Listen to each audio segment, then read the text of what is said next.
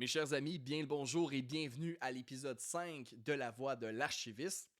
Chers amis, quel plaisir de vous recevoir aujourd'hui. Bon, pour ceux qui m'écoutent de YouTube, vous remarquerez une différence absolument évidente avec le décor, c'est qu'il n'y a pas de support vidéo pour accompagner cet épisode. Je vais faire ça court, la raison est toute simple. J'ai dû me déplacer à Montréal pour justement enregistrer les épisodes, mais finalement, je me suis déplacé pour un en pensant justement, bon, avec mon horaire, j'aurais eu le temps à la fin du mois, mais mon horaire s'est beaucoup chargé, donc malheureusement pour ce mois-ci, je vais devoir enregistrer avec l'équipement audio que j'utilise pour Ad Medivum Aeternum, mon autre podcast. Mais c'est pas grave, mes chers amis, le prochain épisode qui va sortir en octobre est déjà enregistré. On retourne au format vidéo pour les gens qui viennent de YouTube. Je vous rassure, on va reprendre ça comme c'était avant. Mais mes chers amis, ça n'empêche rien parce qu'aujourd'hui, on a un épisode incroyablement important. Je vais vous dire peut-être le plus important de tout le podcast. C'est quoi un archiviste? Ah, vous comprendrez que dans un podcast qui s'appelle La Voix de l'archiviste, où je reçois des archivistes, ça va peut-être être important qu'on définisse enfin qu'est-ce que c'est. Alors, mes chers amis, asseyez-vous confortablement, prenez-vous un breuvage, soyez relax et on va se plonger dans cette question. C'est quoi un archiviste? Qu'est-ce que ça mange en hiver? Pourquoi est-ce que tu devrais toi aussi devenir archiviste? Alors, mes chers amis, sans plus attendre, commençons. Première chose, il va être important qu'on récapitule un peu sur certains aspects qu'on a abordés dans les précédents épisodes.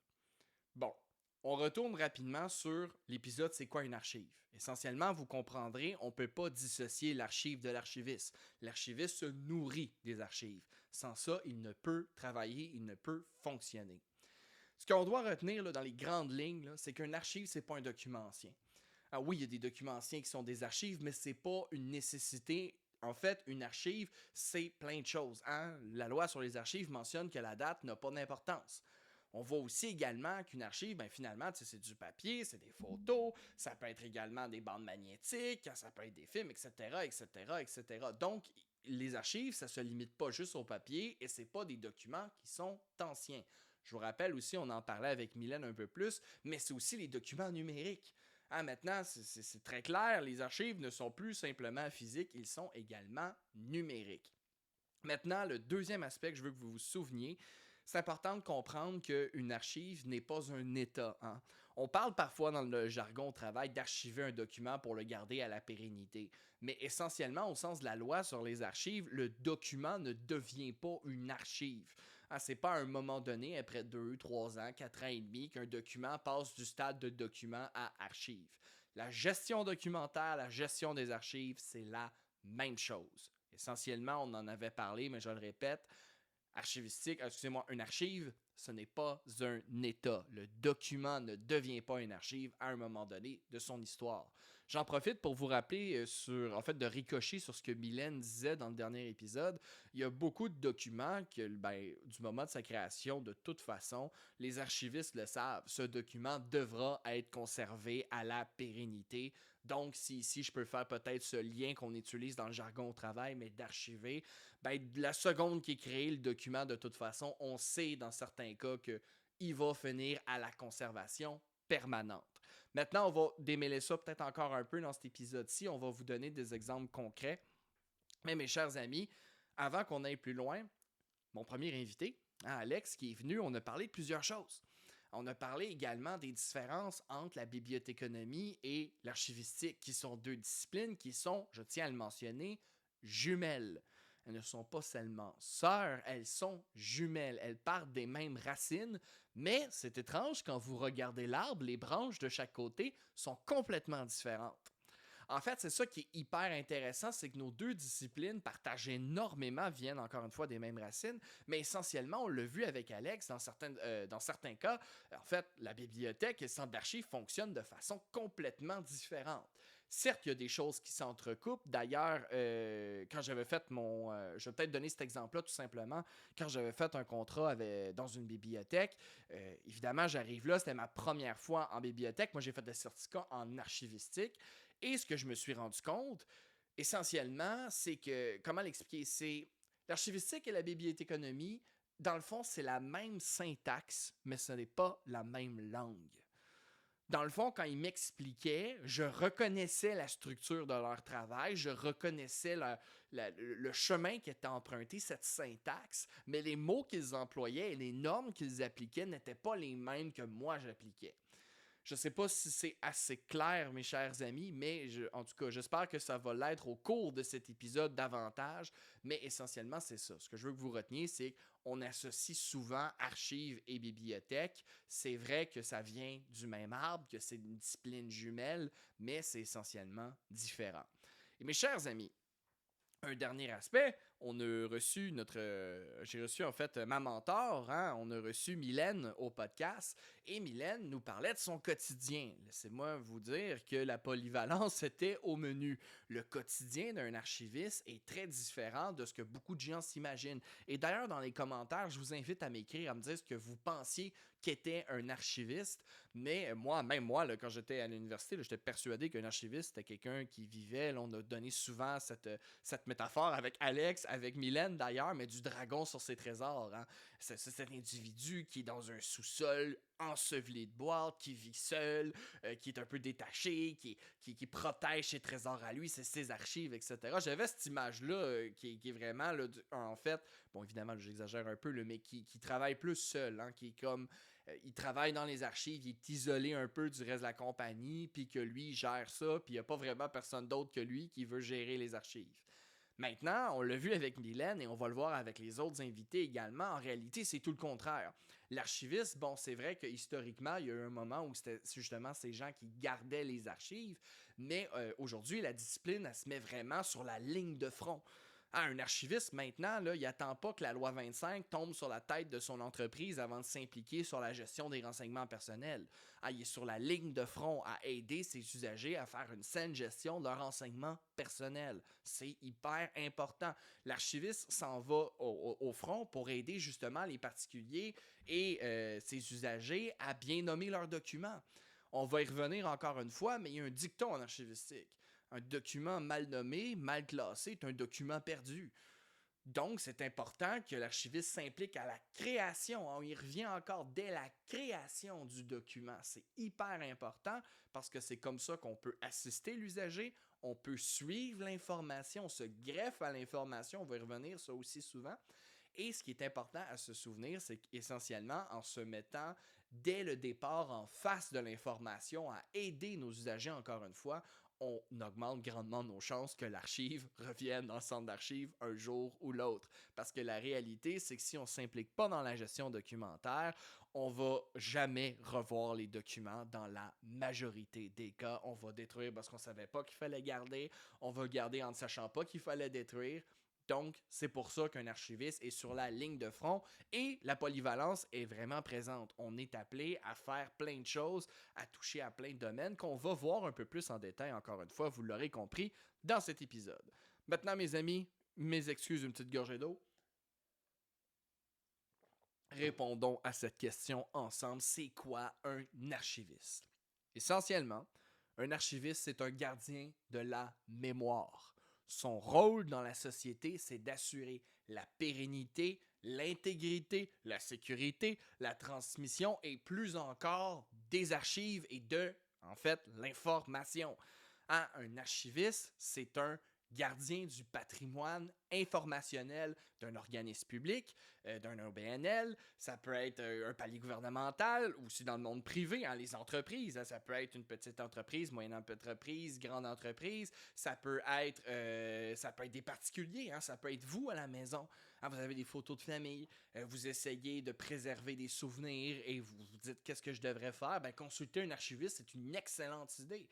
Ou peut-être que vous travaillez à la maison puis vous regardez votre bureau puis vous vous dites oh mon Dieu Seigneur, je sais pas comment nommer mes fichiers, je sais pas comment nommer mes dossiers physiques, est-ce que je devrais avoir des doublons partout, comment je devrais fonctionner, comment je pourrais m'organiser.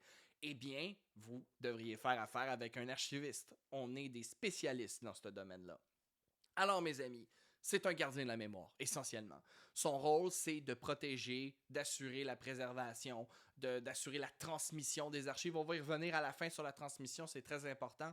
Mais essentiellement, il y a plusieurs rôles avec la gestion documentaire et on va en voir quelques-uns maintenant.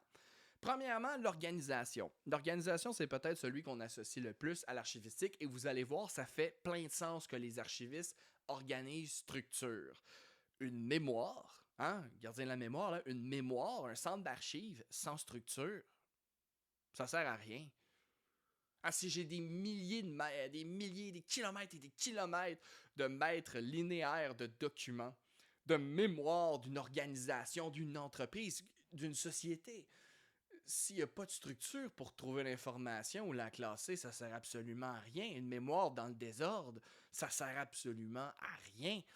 Donc, c'est important qu'il y ait une structure. Et c'est pour ça que les archivistes travaillent souvent avec des plans de classification, des calendriers de conservation. Le plan, on se souvient, c'était un peu le squelette, alors que le calendrier, c'est la chair et les muscles qui font fonctionner un organisme. C'est nécessaire.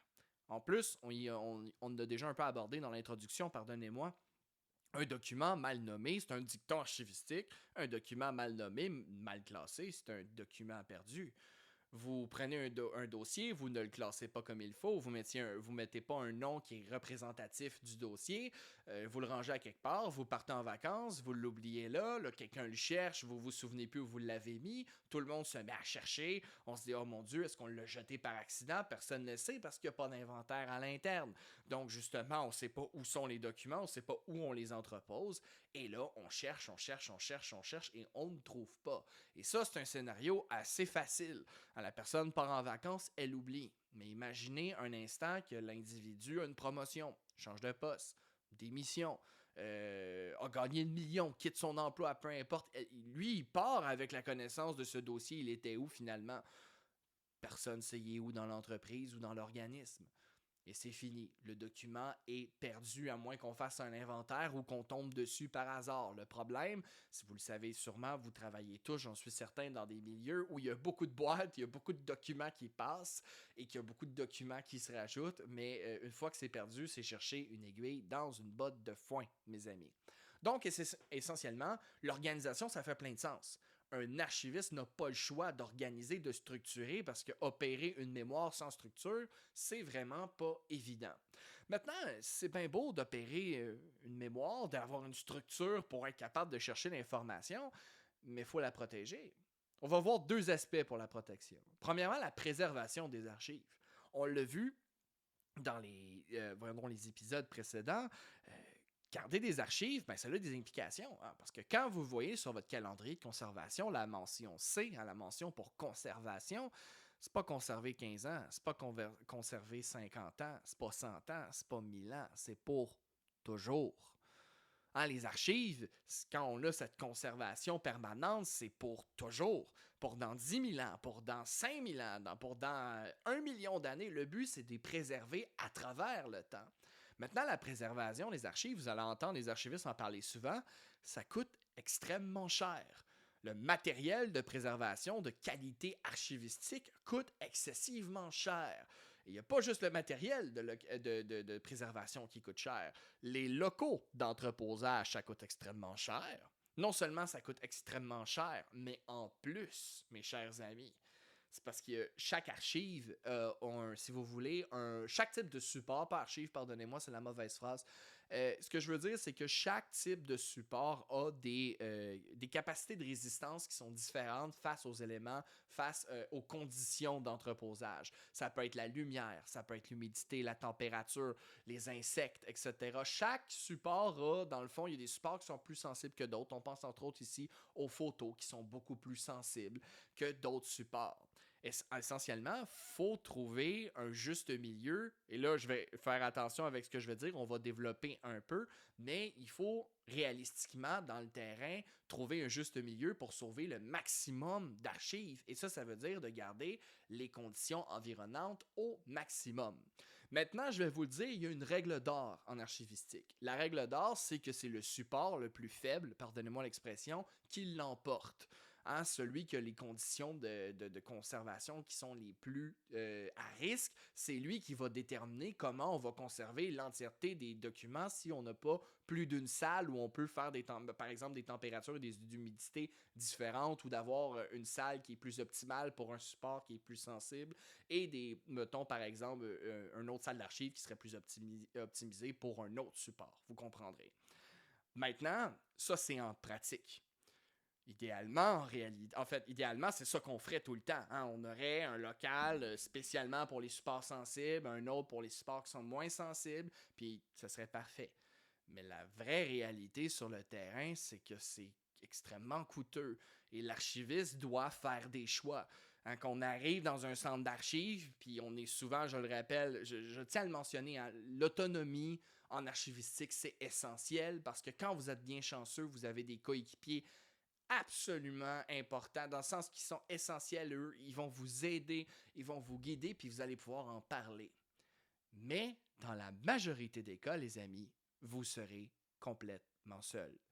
Il n'y a personne, à part vous, qui s'intéresse à la gestion des documents. Ben, c'est pas vrai, parfois, je veux pas vous dire que tout le monde se fout des archives, c'est pas ça que j'insinue, mais clairement, les gens n'ont pas nécessairement les compétences pour gérer un centre d'archives, et c'est très correct, c'est pas leur métier, c'est le nôtre.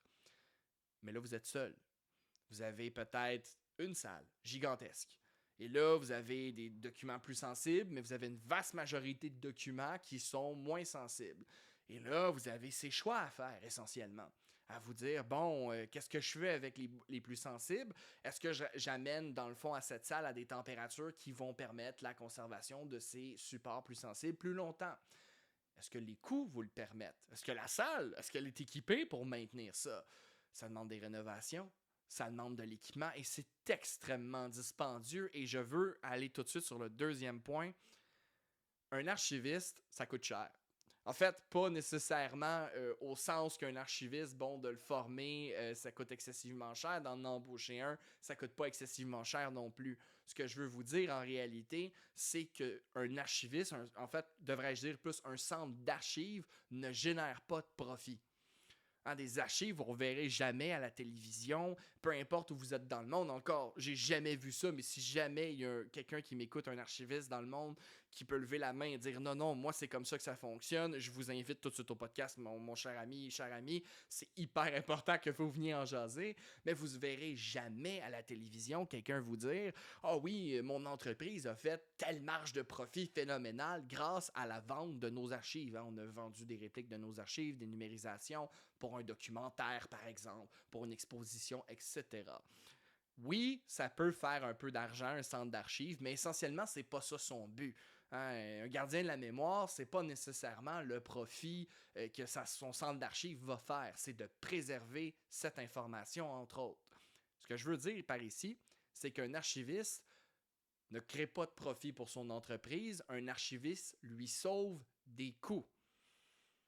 Et ça, c'est hyper important que vous m'écoutiez maintenant. Un archiviste, ça ne génère pas de profit, ça sauve des coûts à un organisme ou à une entreprise. Imaginez chaque fois que vous... En fait, pas besoin d'imaginer, ça va vous arriver. Vous cherchez quelque chose au travail.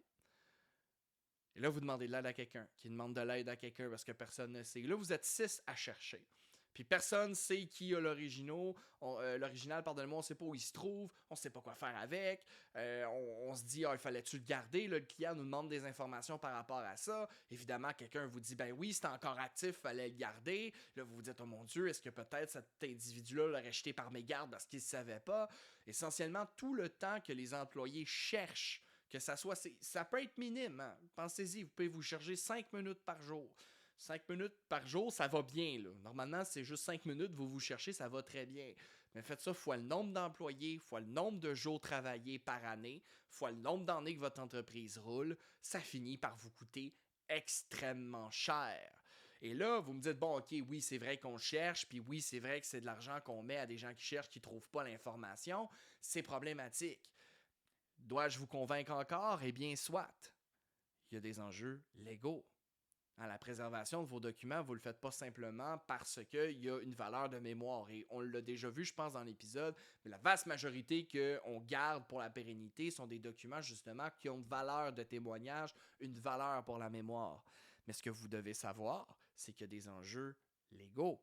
Hein, je qu'on soit très clair, mes chers amis, là, je vous donne un exemple. Gestion des renseignements personnels, la loi 25. Les amendes sont extrêmement élevées. Avoir un archiviste qui vous aide à faire la gestion de vos renseignements personnels, c'est hyper avantageux. On sauve des coûts sur des litiges. Un document qu'on devait garder un nombre d'années, qu'on devait rendre des comptes et qu'on a jeté par accident, il y a des sanctions légales qui peuvent s'impliquer. Et ça, mes amis, ça coûte excessivement cher dans la vaste majorité des cas. Donc, essentiellement, un archiviste, on l'a vu aussi avec l'organisation, pardonnez-moi, ça optimise. Ça optimise votre efficacité, ça optimise vos processus d'affaires pour faire en sorte que votre organisme, votre entreprise roule plus efficacement et c'est aussi, ça enlève des frustrations.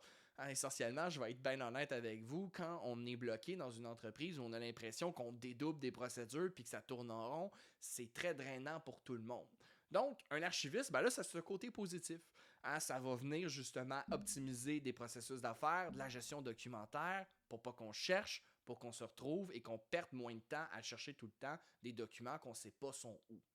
Donc, essentiellement, sur la préservation, je sais que c'est peut-être une petite parenthèse, mais je voulais quand même le mentionner.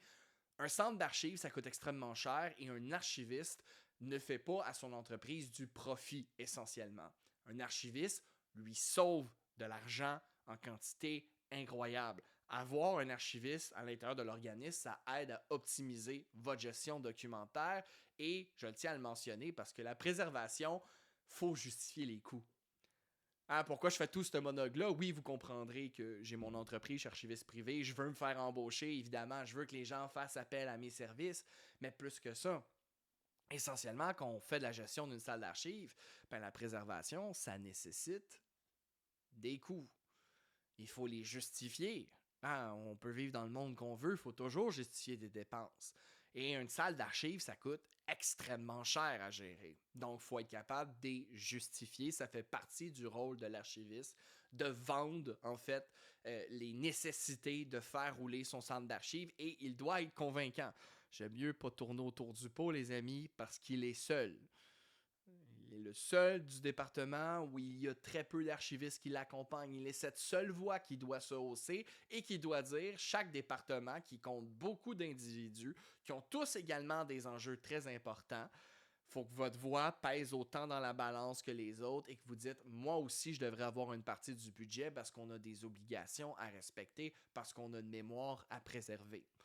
Donc, préservation, coût, c'est associé énormément ensemble. Négociateur aussi, un archiviste, il faut que ça soit capable un peu de vendre cette capacité. Donc, quand on parlait de polyvalence, en voici quelques exemples. Maintenant, on parle de préservation, les amis, soyons clairs. Sécurité. Je vais vous donner un exemple très facile. Dossier d'employé. Il y a des informations nominatives là-dedans. Numéro d'assurance sociale, adresse, statut, peu importe.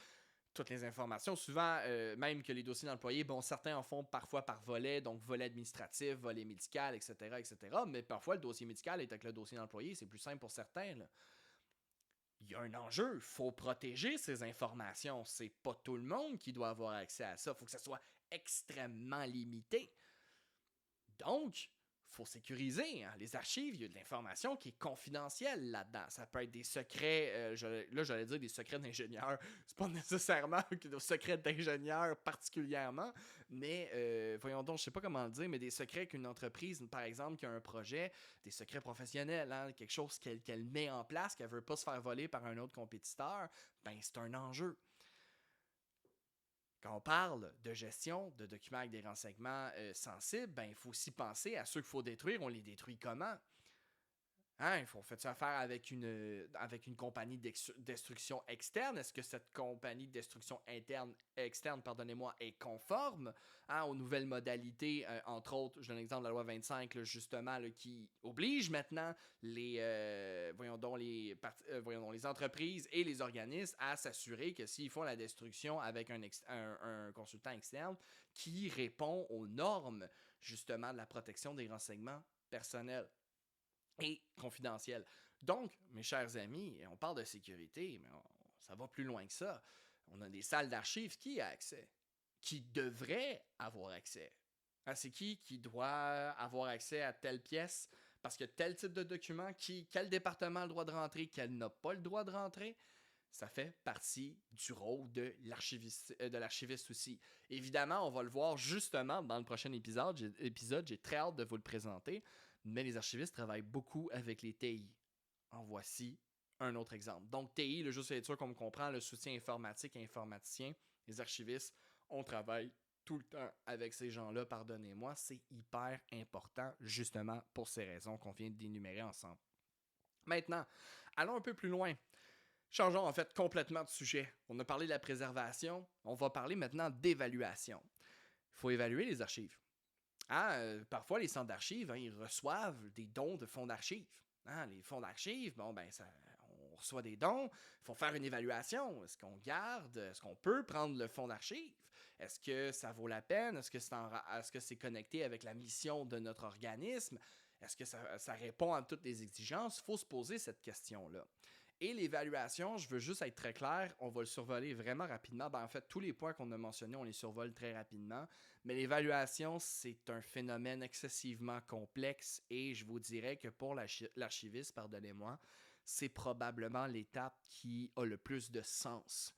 En fait, dont la responsabilité est la plus lourde. C'est ça que je veux dire. Parce que l'évaluation, c'est de regarder un paquet de facteurs, la rareté du document, du support, la représentation. Est-ce que dans notre centre d'archives, c'est ce genre de document où telle communauté est assez représentée, par exemple? Je parle ici peut-être plus d'une municipalité ou par exemple de BANQ. Est-ce qu'on représente tout le monde? Donc, il y a un aspect à regarder. Est-ce que le document, on peut le sauver? Est-ce que le document a une possibilité de survivre dans le temps qui est réelle? Sinon, est-ce qu'on peut faire de la restauration? Est-ce que justement, on peut le numériser puis ça va aller? C'est des questions. C'est des enjeux de coût, des enjeux d'exploitabilité. Les archives, on va y revenir, on veut les transmettre, on veut faire de la diffusion. On va revenir aussi un peu sur ce qu'est un contrat de don lorsqu'on donne des archives justement à un centre d'archives. Mais essentiellement, l'évaluation, ce que je veux que vous compreniez, c'est que quand un archiviste est dans la chaise de l'évaluateur, il est le juge et le bourreau de la mémoire. Et je sais que ça sonne peut-être vraiment très dramatique, mais c'est ça. Quand un archiviste rentre dans ce rôle d'évaluateur des archives, qu'est-ce qu'on garde? C'est qu'est-ce qui passe à la mémoire et qu'est-ce qu'on détruit? Ce qui va au néant. Il faut faire des choix. L'archivistique, on va y revenir très, très, très régulièrement, c'est faire des choix. C'est d'avoir pas les moyens de tout sauver et de faire du mieux qu'on peut, de faire les choix qui, on pense, va être le plus représentatif de la mémoire. Maintenant, mes amis, passons à un autre aspect. Oh, excusez-moi, j'ai accroché mon micro. Je suis désolé pour le son pour vos oreilles. Chers amis, on va le revoir un peu dans le fond dans un épisode dans le futur qui va être justement de différencier un fonds d'archives puis une collection. Mais ce que vous devez savoir, c'est que les archivistes s'intéressent énormément aux créateurs du document. Donc, quand je parle des dons à des fonds d'archives, excusez-moi, des dons de fonds d'archives à des centres d'archives, on s'intéresse au créateur du document énormément. L'archiviste découle de ça. Ça peut être un organisme, c'est pas nécessairement toujours une personne physique, ça peut être aussi une personne morale. Donc, tous les documents produits ou reçus. Maintenant, mes chers amis, je vais parler du contrat de don parce que je me rends compte que même si on en parle à la diffusion, probablement que ça va faire plus de sens ici. Mais quand vous allez déposer vos documents dans un centre d'archives, vous allez devoir signer un contrat de don qui va, dans le fond, écrire les obligations des deux parties, mais essentiellement, les archivistes vont vous demander les droits d'auteur. Que vous donnez la possibilité au centre d'archives de pouvoir justement reproduire pour des fins d'éducation, de pouvoir réutiliser les archives, parfois les intégrer dans des projets de diffusion, etc. Parce qu'on veut justement utiliser les archives. On veut justement en parler des archives, on veut les diffuser, c'est hyper important, c'est des trésors, les archives. C'est des fragments de mémoire hyper poignantes, on veut les diffuser. Donc, c'est important pour un centre d'archives de pouvoir avoir cette liberté légale de pouvoir les utiliser.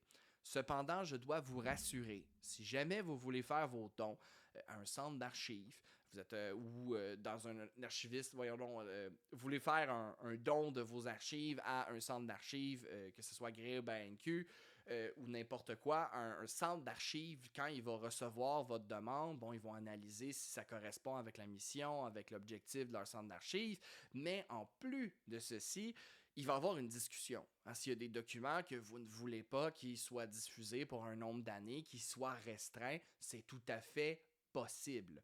Donc, mes chers amis, en fait, ce que je veux faire ici, c'est pas vous décourager d'aller voir un centre d'archives et de faire valoir vos archives, mais comprenez que s'il y a des choses que vous êtes peut-être un peu plus récalcitrants à donner les droits d'auteur, ben, c'est toujours mieux d'en parler avec l'archiviste que de ne pas le savoir, et ça va leur faire plaisir vraiment de négocier avec vous pour trouver un terrain d'entente qui satisfait les deux parties. C'est hyper important. Donc, on va clore maintenant cet aspect-là. On va aller un petit peu plus loin ensemble. On va s'intéresser, en fait, l'aspect légal. On vient de parler justement là, des contrats de dons. Ça tombe-tu assez bien? On va pouvoir enchaîner là-dessus tout de suite. La raison pourquoi vous signez un contrat de don, évidemment, je viens de vous le dire, là, pour un centre d'archives, ça permet d'avoir cette liberté légale de pouvoir exploiter les archives qu'elle possède. C'est son rôle également. Mais on l'a vu aussi, un archiviste, s'appelait à travailler avec la légalité.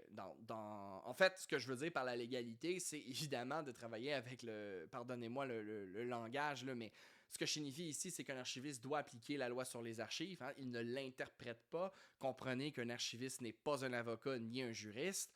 Maintenant, on va se dire dans le blanc des yeux, ceux qui sont appelés à appliquer la loi sur les archives, puis justement à être capables de s'en servir, c'est les archivistes. Mais c'est pour ça que des archivistes font toujours affaire avec des avocats. On va chercher leur aide justement pour aller nous aider avec l'interprétation de la loi, et c'est hyper essentiel. Je vous l'ai déjà dit, je vous le redis, le meilleur ami de l'archiviste n'est pas l'historien, mais bien l'avocat et le juriste. Maintenant, la loi 25 avec la protection des renseignements personnels, c'est un exemple. Pour retourner avec les contrats de don, on parlait des droits d'auteur, mais il y a le droit à l'image. Quand on fait de la diffusion, c'est un enjeu, ça également. On a justement, évidemment, la loi sur les archives, donc la protection des renseignements personnels, c'est tous des aspects légaux auxquels un archiviste est appelé à travailler. Je le répète encore une fois, c'est pas notre rôle d'interpréter la loi. C'est pour ça qu'on fait affaire avec des avocats et des juristes constamment, parce que justement, on a besoin d'aide dans cet aspect-là, mais c'est quand même nous qui est appelé en bout de ligne pour appliquer ces normes-là. Donc, mes chers amis, allons un petit peu plus loin. Parler de la légalité, on a parlé de l'aspect, en fait, je dis légalité, c'est vraiment pas le bon mot, mais l'aspect légal qui entoure les archives, et là, on est sur la diffusion. Mes chers amis, la diffusion des archives est probablement l'aspect le plus important de toutes les disciplines, en fait de tous les volets de notre discipline. Parce que les archives, c'est des trésors. Moi, le but, là, évidemment, je suis archiviste, j'ai une entreprise, vous le savez, faut que je mange. Mais essentiellement, le but de ce podcast, le but de parler du métier, de parler des archives, c'est de vous faire découvrir ce monde incroyable qui est celui des archives. C'est poignant, des archives. Je reprends l'exemple que je faisais avec Fragments Fugaces, qu'on faisait des expositions à l'extérieur, puis je les remercie tellement d'avoir donné cette chance de faire utiliser des machines justement qui vont lire les 8 mm, les films 8 mm, et juste le son que la machine fait. Je me souviens toujours le visage des enfants ébahis qui regardent la machine puis qui se disent « Waouh! » Et là, ils n'ont même pas vu l'archive encore, ils ont juste vu la machine qui fait fonctionner l'archive, le film ici. Donc, ils sont impressionnés, ils viennent poser des questions, et les personnes plus âgées, eux, parfois, ils reconnaissent ces anciennes machines, ils viennent les voir. Et ils disent « Ah oui, mon père en avait une, je me souviens quand j'étais jeune, etc. » Donc, ça a cette capacité-là. Je vous donne toujours l'exemple, mais je le répète, moi, mon contact avec les archives qui m'a vraiment choqué, c'est la Deuxième Guerre mondiale. Les images, c'est venu me chercher. Je me suis dit, comment est-ce que c'est possible comment c'est possible que ça se soit produit? C'est cette force-là des archives, c'est d'aller chercher les petits détails, le document. Aussi stupide que ça peut sembler, là, ça, c'est peut-être les bibliothécaires vont me suivre là-dessus, mais l'odeur. Quand tu rentres dans un centre d'archives, il y a une odeur tellement apaisante. Il y a quelque chose d'incroyable avec ces documents-là. Et tout le monde oublie. La mémoire, vous le savez, est une faculté qui oublie. Mais les archives, elles elle n'oublie jamais. C'est ça qui est phénoménal. Et c'est pour ça qu'il faut en faire la diffusion. Il faut partager ces trésors. Parce qu'à chaque fois, je me souviens, peu importe le client que j'ai eu, peu importe quand j'étais contractuel et que je sors un vieux document, eh bien, les individus qui sont autour se rassemblent autour des vieux documents, disent « Ah, c'est comme ça dans le temps, regarde comment c'était écrit. » Ça suscite toujours l'intérêt parce que là, l'archive, c'est vraiment, là, je le dis tout le temps, c'est un fragment de mémoire. C'est comme si on avait pris un morceau du passé, littéralement, puis qu'on l'avait gardé intact le plus possible. Et ça, quand les gens interagissent avec l'archive, ben, ils sont transportés dans le temps. Moi, je pense que c'est ça qui m'a vraiment le plus touché, là, j'en ai parlé, là, c'est cette capacité que l'archive va te transporter dans l'époque, et c'est absolument phénoménal. Alors, les archives sont utilisées aussi dans nos films. J'avais fait un travail à l'université, puis je m'étais trouvé vraiment drôle. Je pense que c'est Godzilla 1995 ou 1998, la version que les Américains avaient fait. Vous regardez au début, il y a justement, je vous dis l'intro de Godzilla, mais ça commence avec une introduction où c'est des tests que la France avait faits pour la bombe atomique. Et c'est des photos d'archives. Hein, dans Godzilla, il y avait des photos d'archives des tests nucléaires qui avaient été faits justement durant les tests nucléaires qui ont suivi dans le fond la guerre froide. Donc c'est ça. Il y en a partout. Il y en a même dans nos films. Moi, je me souviendrai toujours, voyons donc, on a tous, en tout cas, je pourrais aller vraiment très loin là-dessus, là, puis juste pas finir, mais il y a quelque chose de profondément humanisant aussi. Des fois, quand ma grand-mère me montrait ses photos, de voir comment les rues étaient faites, comment les gens étaient habillés. Moi, quand j'étais petit, je comprenais vraiment pas les coupes de cheveux. Je me disais, mon Dieu Seigneur, mais qu'est-ce qui s'est passé? Et pourtant, c'était comme ça à l'époque. Les gens, quand ils vont nous regarder dans le futur, vont avoir la même réaction. Donc, c'est quelque chose d'incroyable, les archives. Et pour vrai, là, c'est important que vous vous intéressiez aux archives. C'est important que vous ayez dans vos centres d'archives, que vous ayez les consulter. Ça va faire plaisir aux archivistes. C'est vraiment des trésors. C'est absolument incroyable. Et c'est surprenant des archives également. Je vous donne un dernier exemple, ok? Après, je m'étais promis, je vous laisse partir, mais un dernier exemple, ok? Il y avait un texte quand je travaillais dans la collection de M. Laurando chez Exporail, qui était dans le fond un extrait de journal. Je pense que c'était une revue ou un journal, je me souviens plus exactement, mais ça c'était associé dans le fond au tramway. Et la collection de M. Laurando, qu'on soit clair, là, c'était une collection qui s'intéressait justement au tramway. Hein? C'était Exporail, donc musée ferroviaire. Et dans l'article de journal, il y avait pour débat, dans le fond, c'était très clair, c'est est-ce qu'une femme peut conduire un tramway? Là, évidemment, de mémoire, c'était dans les années 40, là, donc gardez, malheureusement, mesdames, je suis désolé, là, vous savez un peu où je m'en vais, mais ça disait non, une femme ne peut pas conduire un tramway. Mais savez-vous pourquoi? L'argument qui était amené, eh bien, c'était écrit dans l'article que une femme ne peut pas marcher dans la neige à 6 heures le matin. Et je me suis étouffé avec mon café. Je me suis dit, mais où est-ce que tu étais pendant les derniers siècles? Ça fait des siècles qu'ils marchent dans la neige. Comment ça, ils sont pas capables de marcher dans la neige à 6 heures le matin?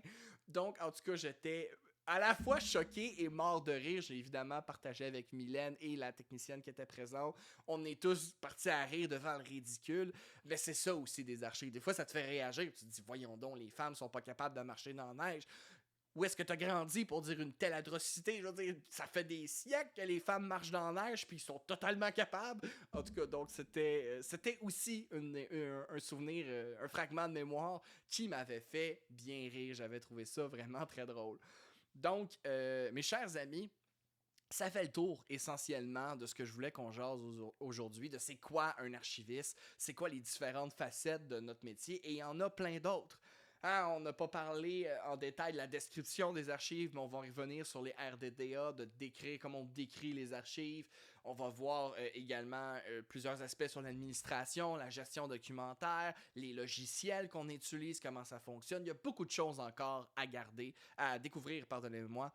Mais essentiellement, ce que je veux que vous gardiez en tête, mes amis, c'est qu'un archiviste, c'est un gardien de la mémoire. C'est quelqu'un qui protège, garde, transmet la mémoire de son organisme, voyons donc, de l'organisme de l'entreprise, du particulier auquel il se rattache, qu'il travaille pour, son particulier, excusez-moi, son usager, pardonnez-moi.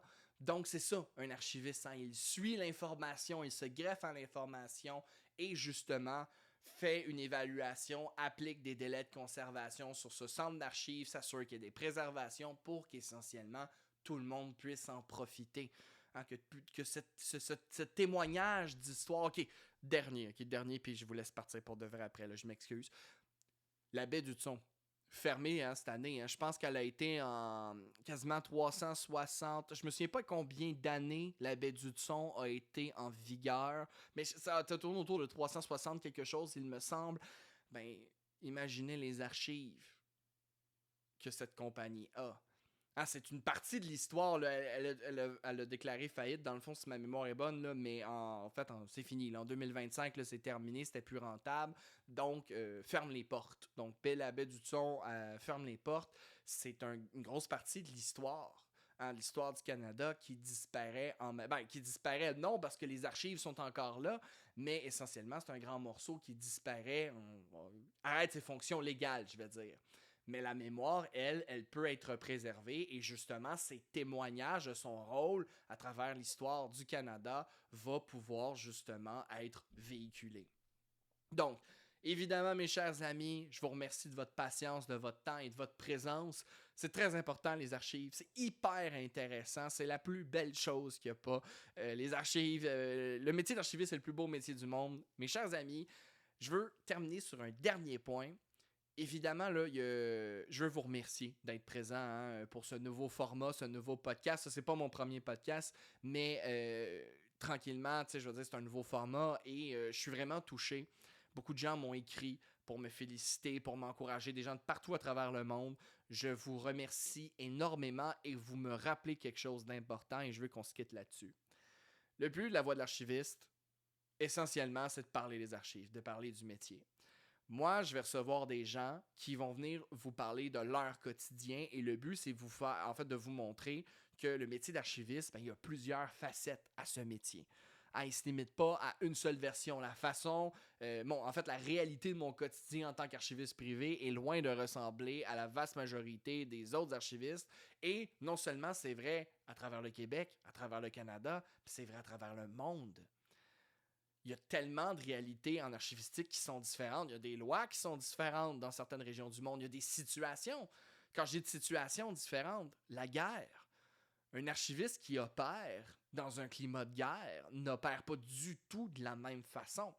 Je vous donne un extrait et malheureusement, je suis incapable de le citer adéquatement et ça me fâche énormément, mais j'ai une de mes meilleures amies qui m'avait invité à une conversation, dans le fond, une conférence Zoom sur justement la réalité à travers le monde et spécialement des archives en Ukraine. Et il expliquait que présentement, les gens qui... C'est peut-être pas juste des archivistes qui font ça, là, mais comprenez que les gens qui appliquent l'archivistique présentement en Ukraine, ce qu'ils font, c'est qu'ils font des copies en quantité astronomique de dossiers de propriété.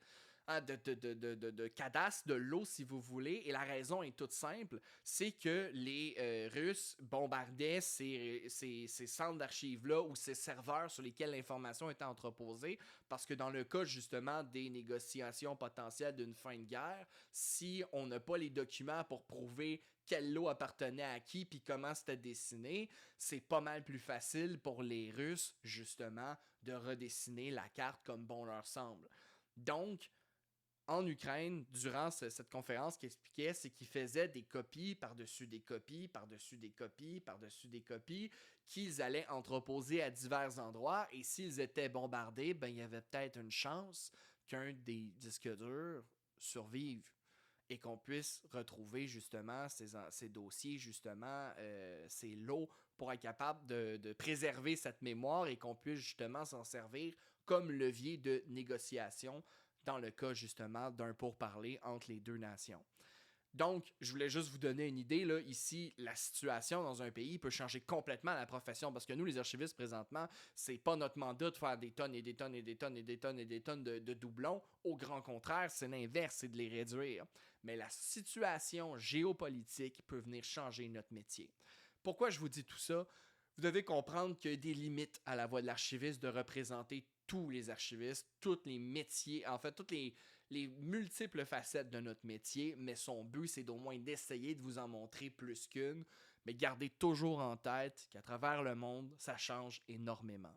Mes amis, sur ce, je vais vous souhaiter une excellente fin de journée et, mes chers amis, j'espère recevoir bientôt des gens de partout à travers le monde à mon podcast. Vraiment, la porte est ouverte à tout le monde, sans discrimination. L'objectif, c'est vraiment d'aller chercher la réalité, le quotidien de tous les archivistes. En fait, on ne pourra pas faire tous les archivistes, j'aimerais bien ça, mais c'est pas vraiment réaliste. Mais quand même, une multitude d'archivistes qui viennent nous parler de leurs archives, de leur centre d'archives, de leur réalité, et vous donner, si vous voulez, une fenêtre sur la profession qui est beaucoup plus représentative que si c'est juste moi qui vous parle de ma réalité sur le terrain.